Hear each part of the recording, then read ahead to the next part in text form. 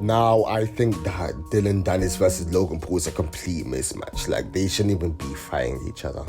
I find it kind of unfair how Dillon, who's a BJJ specialist, has to fight Logan Paul, who's already had a couple boxing fights before Dillon. And Dillon hasn't fought in however long, so I think it's pretty unfair that Dillon has to fight Logan, if I'm going to be honest. But hey, it was Dillon that signed a piece of paper, so it's on him. But at the same time, I don't even think this fight's going to happen, so I'm not really worried.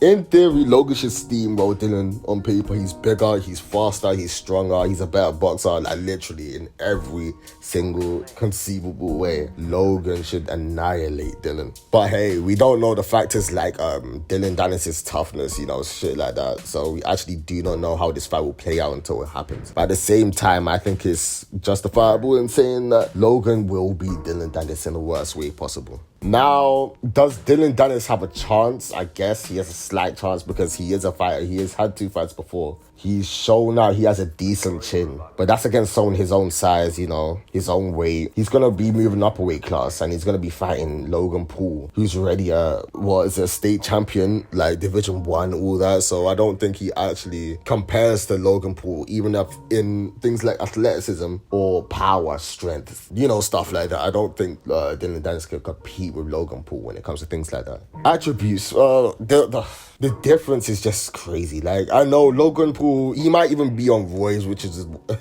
is the worst thing about it. Like, Dillon Danis, I don't think he stands a prayer against Logan Paul, but I could be completely wrong. And I hope I'm wrong because I would like it to be competitive. I don't want it to be like one-sided, you know? No one wants to see a one-sided fight. I would like to see Dillon Danis, you know, give it to Logan, but I don't think that's gonna happen. Logan is taller. He has a bigger reach, much bigger reach, by the way. Like, it's just gonna be a bit wild. And I know Logan fought Floyd Mayweather. He didn't really look good at all against Floyd, but that's Floyd. Even in his old age, he'll still mob anyone. And that was also Logan's second fight, I believe. So yeah. And Logan's had years and years of experience, so he's got it going. And Dillon Danis has not fought in over 3 years, so you can imagine the difference. And I know Dillon Danis trains with Conor McGregor, but I don't believe that it would save him because he's had such a long time.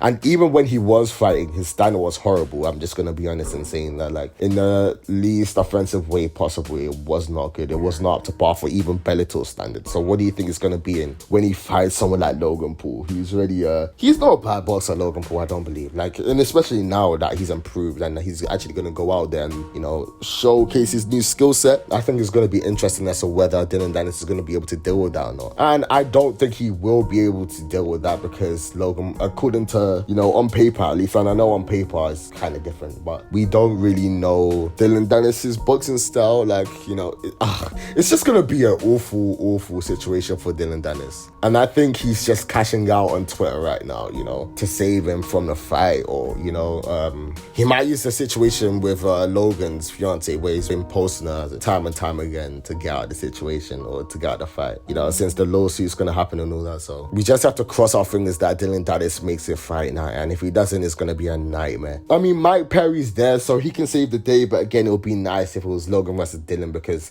that's what's been built up for about 2 months straight, and even another month before October 14th happens. So let's cross our fingers that Dillon Danis even makes it there. And even in the face-off, it was pretty funny, but it was different, you know. Logan Paul cut some parts of the face-off and uploaded it to Twitter to make it seem like something it wasn't. When in the face-off, Dillon Danis got him a few times, you know. I will be honest in saying that. So far, Dillon Danis has won the verbal exchange, but I don't think that will matter come fight night. Like, you can run your mouth all you want, but in the cage or in the boxing ring, if you can't back it up, then all your words become void. So it doesn't really matter.